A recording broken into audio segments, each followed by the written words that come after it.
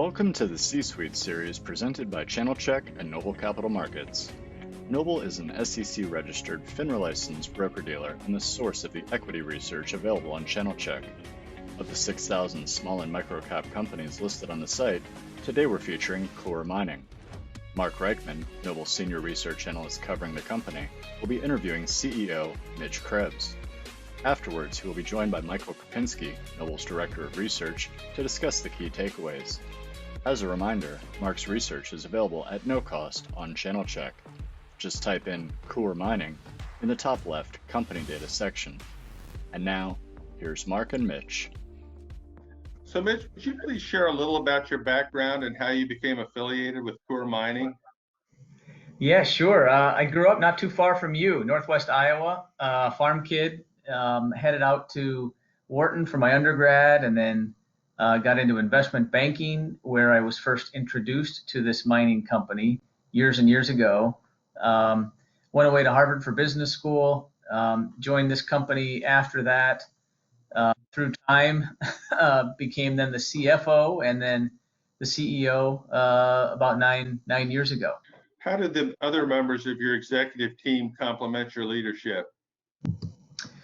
Yeah, well, that's been a dynamic and evolving topic. You know, when I took over the job, we were still headquartered in North Idaho, where the company was incorporated back in the 1920s. We used a relocation of the company headquarters to Chicago about 7 years ago as a kind of a catalyst, a way to kind of hit reset on the culture, on the team. And about 90% of the team is new since that time. And so it's been a great opportunity as a new CEO to come in and really start fresh and populate the leadership team to sort of, complement me, supplement, my strengths and weaknesses. And I feel like we've now established ourselves to have a team that's really super talented, super energized, aligned with our strategy and with each other. Most of them come out of the industry. Our CFO, for example, Tom Whalen, he was a partner at EY for years before working in the industry now for a couple of companies before joining us. Our COO, who joined us recently, Mick Rutledge, came from Rio Tinto Kennecott, and then most recently at Alacer Gold, and spent a lot of time in Turkey. But then you look at, part of the reason for coming to a place like Chicago was to allow us to have access to a broader talent. For example, our head of HR came out of GE, which is a great training ground for the human resource side of the equation. Our general counsel came out of Gibson, Dunn and Crutcher. We've got a great team. And I feel like we've now started to really click here in the last couple of years as we've really settled on a strategy, solid alignment with our board and among each other. And now it's all about delivering that strategy. For investors that may be unfamiliar, would you provide a high-level sketch of the company's operations? Yeah, sure. So we're a growing mid-sized U.S.-based gold and silver mining company. We have 5 operations in 3 countries, all North America. 3 of our 5 operations are in the U.S. So we have quite a unique footprint among gold and silver mining companies in that the majority of our operations are here in the United States. So like I was talking about the team, I think we've got a great team, great strategy, solid values as an organization. We're traded on the NYSE under the ticker symbol CDE. We've got great trading liquidity. Our stock trades about $50 million a day. And we obviously offer great leverage to gold and silver prices, which is very topical these days. In recent years, Coeur has repositioned its portfolio to focus on projects in North America. Going forward, where do you see the best opportunities for growth? Well, for us, consistent with that U.S. focus, I look at Nevada and I think about both the near term and then the longer term growth opportunities that jurisdiction represents for us. The U.S. is also a great place for us because we have over $400 million of U.S. tax loss carry forwards. So we're not paying corporate income taxes here in the U.S. for a long, long time. And so that's a huge kind of structural advantage that we have here in the U.S. And specifically in Nevada, we have some expansion work that we're doing right now at one of our operations in the northern part of the state. And we also have exploration growth there at that same and around that same operation. And then we've got some longer term, earlier stage exploration growth opportunities down in the southern part of Nevada, about an hour and a half north of Las Vegas, that's creating a lot of excitement and energy and some very encouraging results. And we hope to have an operating presence down in that part of the state in the coming years. Well, with respect to the Rochester mine in Nevada, would you elaborate on the expansion plan, its timing, and the additional value Rochester will add once the expansion is completed? Yeah, okay. Rochester's a silver and gold open pit heap leach mine. It's been around for 35 years. And what we're doing there is basically a combination of three things. Our exploration success there has been terrific. So we have a lot of mineral and a long mine life to justify a capital investment like we're just now starting to make. We're going to be expanding the size of the mine and capturing those economies of scale through a larger operation once we're finished with this expansion. And then the third ingredient out there is we're introducing a new type of crushing technology. It's called HPGR, that stands for high pressure grinding roll. And that crushes the rock in a way that allows us to get the silver out of it much faster and much more of it. And that's going to have, especially the combination of those three things, a really profound impact on the economics out there at Rochester. And just to give you a sense, when we're done with this expansion that just started last month and should be basically wrapped up by the end of 2022, the free cash flow coming out of Rochester on an annual basis should be well north of $100 million. And you compare that with the last 2 or 3 years out there where the average cash flow has been less than $5 million a year. So you can see it's a big step change for that asset and a big step change for the company. And so that's probably, it is the number one focus for us right now, is ensuring that we deliver on that expansion project here over the next couple of years. And we'll have an updated, what we call a 43101 technical report that we'll file in the fourth quarter of this year that will lay out in detail kind of the whole business case around this expansion. How much it's going to cost, what will the economics look like, the returns, et cetera, et cetera. So that's been the big focus, and that's kind of what the Rochester expansion is all about. So how do you see your portfolio of exploration projects growing? Well, we are fortunate in that we've been opportunistic over the last few years. When the gold price was 40% lower than it is today, we were buyers, we were acquirers, and now we've amassed a pretty robust pipeline of projects. Some of them are right around our existing mines, and some of them are longer term, earlier stage, true exploration projects. I think about, again, the Nevada exploration. I think about the exploration around our asset up in northern British Columbia called Silvertip. Every one of our assets has a tremendous amount of potential still to be realized through continued exploration. And that's where we'll prioritize the bulk of our exploration dollars, is around those existing mines where the payback can be very quick, the success rates are high, and you're taking advantage of that existing footprint. We've already built all the infrastructure, we've got the workforce, we've got the permits, we've got the community support and relationships. And so the bulk of our exploration will go into what we call brownfields exploration, focused both on extending mine lives and adding, to the extent we can, higher grade material, which will help further boost our margins. Well, now Coeur is also working toward an internal preliminary feasibility study for a mill expansion at Silvertip. What are your expectations for the study? Yeah, so Silvertip is a silver zinc lead mine way up in northern British Columbia. We bought it in late 2017, it was constructed but not yet commissioned. So we took on the responsibility of commissioning, starting up this new facility. We struggled for 2 years doing that, and as we struggled, the prices for silver, zinc, lead all continued to deteriorate. So earlier this year, we elected to put that mine on care and maintenance, hit pause as we looked at retooling the operation. And that's what you're alluding to there, Mark, is this study that we're doing now to take a look at how can we make Silvertip more resilient, more reliable, and generate solid returns, assuming we go ahead with a restart.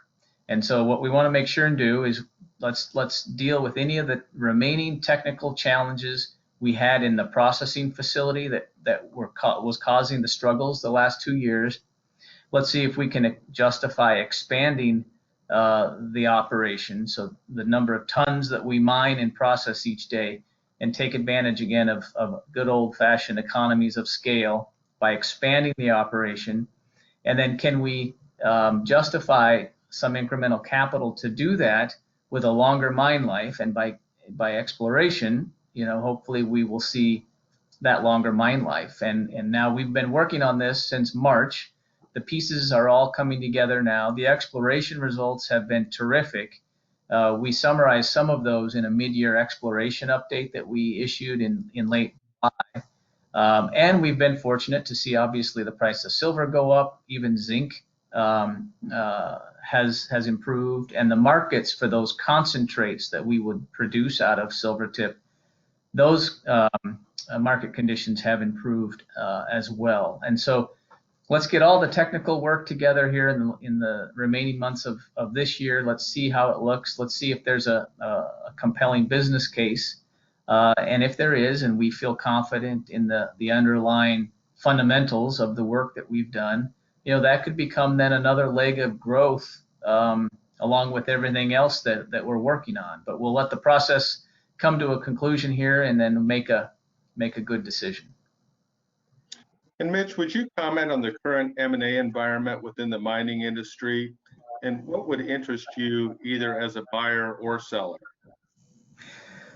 Yeah, well, and in the industry, what we're seeing, a couple of years ago, there was some big deals. There were some big deals that were done, and that kind of kicked off some further consolidation, which frankly the industry could use. It's a very fragmented industry. Up until the last few months, I think 85% of publicly traded mining companies have a market capitalization under $1 billion. So a lot of small companies. We started to see some more consolidation among mid-tier and smaller companies. Even through the last few months, deals that had sort of gotten going before COVID still closed. I think what we're seeing now is the impacts of COVID on companies' ability to get out there and do due diligence on other companies and other assets. And now with this rather rapid increase in prices, we're seeing some companies, I think, feel a little more confident in their standalone plans, which higher prices can do. And so there becomes this kind of a bid-ask spread now where any sellers are looking at the current prices and wanting value based on that, and buyers are still sort of looking to pay based on the prices from 6 months ago. And so I've seen M&A kind of, in the sector at least, take a pause, which makes sense, and we'll just have to see how things shake out here going forward. As far as our own interests, look, we're very focused on our organic growth. The returns that we can generate from these internal projects and expansions and from exploration are typically well in excess of what you could expect to generate out of any kind of M&A activity. That said, we're always open and we're always looking for something that could become a part of the company and advance and even accelerate our strategy of quality growth, quality returns, reducing our costs, staying in our jurisdictions here in North America with the preference of the U.S. And if those things came along and the math looked good, I think we're now in a place where we have the organizational bandwidth to handle some additional scale. But at the same time, with these higher prices, it's an interesting time to think about what do you have in the portfolio that isn't essential or core to the future, and if there's a way to extract value in excess of what we see, and take advantage of what is now a pretty robust market. A lot of companies can easily raise capital to fund acquisitions. We should be looking at that as well, kind of what's in the closet that we could pull out and monetize. So we're kind of on both sides of the equation, but with the focus being on the organic growth and on the internal opportunities that we have, and both on the near term, medium term, and as well on the longer term. At a high level, what are the key variables you are focusing on to improve Coeur's free cash flow profile? Yeah, on a high level, it's really three things. It's scale, grade, and mine life. And if you can stay focused on those and be successful with those three, even if putting prices to the side, free cash flow will generally increase. This is a pretty high fixed cost business, so scale usually matters. That's really one of the key theses behind what we're doing out at Rochester, as I mentioned, with that expansion. But as another example, grade is also a key lever. Our Kensington gold mine, it's an underground gold mine up in southeast Alaska, for example. Our strategy there for the last 4 years has been, how can we drill in areas where we think there's some higher grade material and use that as a supplemental ore feed to boost the overall average grade that we process and get higher margins out of that. Last year was the first year we saw the fruits of that strategy. This year, more of the same. And so through exploration and a focus on grade, we're seeing the impacts there at a mine like Kensington, with just a little bit of an increase in the overall grade based on some of this higher grade material that we've been able to identify through our exploration. And then the key is to keep drilling and extend that out so that cash flow is sustainable and can be looked at over coming, longer periods of time. And with that longer mine life, you should see, more net asset value being generated, and that should accrue back into the stock price over time. So those are the big levers that we're always focused on. How would you characterize the company's financial strength and liquidity, considering Coeur's anticipated capital expenditures? Yeah, well, that's a constant focus of ours. Overall, liquidity is strong. I think at the end of June, we had liquidity of $240 million. We will continue to pay down debt here in the second half of the year as free cash flow builds, both as a function of higher production levels and these higher prices, obviously. We will incur some additional debt along with using cash flow from our operations to fund the expansion out there at Rochester that we've talked about. So we'll incur some more debt, but at the same time, we're going to see our EBITDA rise pretty dramatically here, both with the higher prices and then especially on the back of that expansion out in Nevada. And so you look out over the next couple of years and you should see less debt, higher EBITDA, and the leverage ratios should continue to go down. But expect a little blip up here in the next 18 months or so as we start to fund that expansion out at Rochester.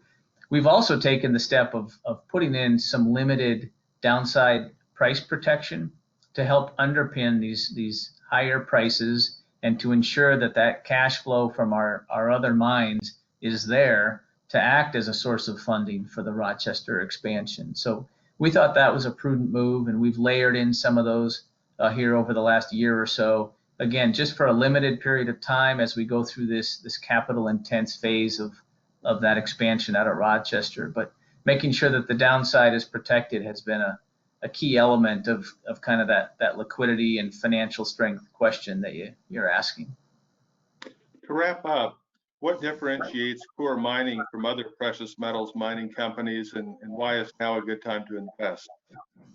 Yeah, well, I'll go back to the strategy. You know, the key elements of our strategy around having a multi-asset platform that's well balanced. So it's not a single asset company where you're going to have a lot of risk riding on one single asset. The mix of U.S. And all North American jurisdictional risk is very low. I'd say we have some of the lowest jurisdictional risk of any mining company. We offer great growth. In fact, I'd call it explosive and kind of unmatched in the industry. The amount of money we're spending on exploration, you know, our exploration spend this year is up 60% over last year. It's the largest program in the company's history. It's almost 2 times larger than the peer group average. And that's going to lead to more discovery. That's going to lead to more mine life extensions. And that's value for stockholders. And I think that's a real differentiator. And then, you get the U.S. company belt and suspenders with us, whether it's on the ESG front, you know, the corporate governance, the incentive compensation design, you know, everything that we do here, I think is first class, is leading in the sector, and even in the industry, big or small. And then the leverage and the liquidity that we offer investors. Those are the reasons I think we stand out. Mitch, thank you for joining us today. Hey, Mark, thank you for the opportunity. I really appreciate the time. Well, Mark, this is a company, it seems like it's getting all of its ducks in a row. The management team's in place, and it's got a couple of really interesting mines. The most interesting one, of course, is the Rochester mine. He indicated that there's such great growth potential there. I was just wondering if you can kind of frame the potential with Rochester and whether or not you think investors are really kind of fully factoring that into the stock at current levels.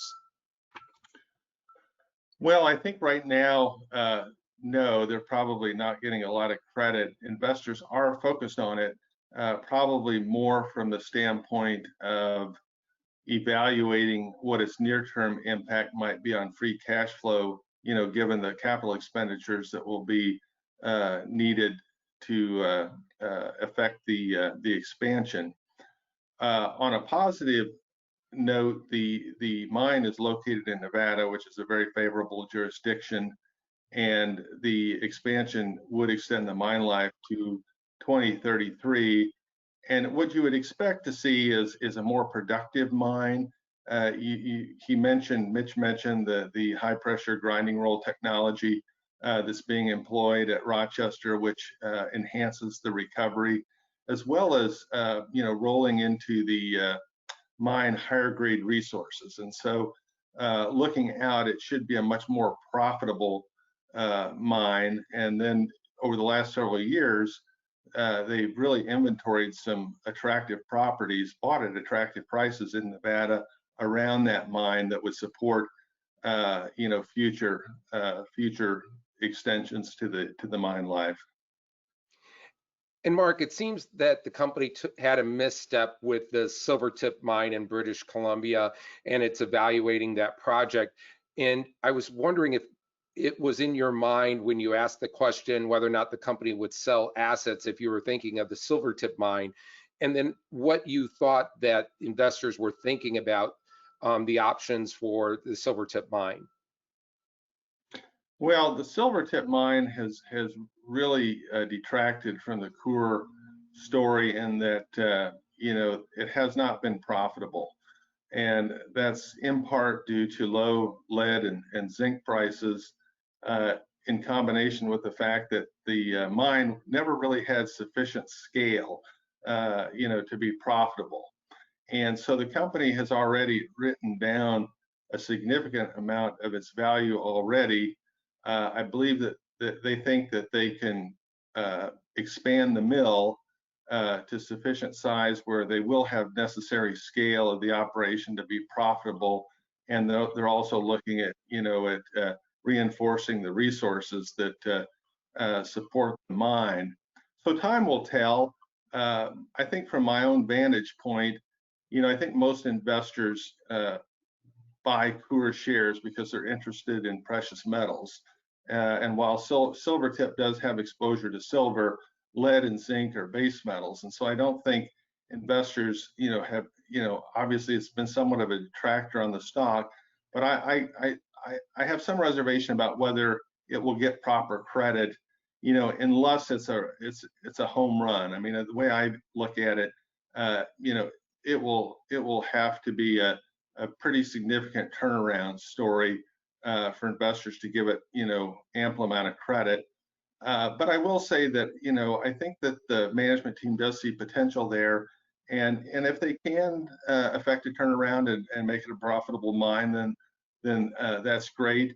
If not, then perhaps they'll bring it to sufficient scale where it might be attractive to someone else. So when I asked that question, I was in part thinking about Silvertip, but I think also I was thinking also probably perhaps more about their plans in Nevada, because I think that's a very attractive jurisdiction, and I think there's a lot of opportunity for them in the state. And so, I think that they could increase their footprint significantly in the years to come, and perhaps they might be, interested in more acquisitions in Nevada. All right, Mark, thanks so much for your key takeaways, and thanks for bringing this company. It's very interesting. Thank you so much. Thank you, Michael. Thank you for joining us for this C-Suite interview, brought to you by Channelchek and Noble Capital Markets.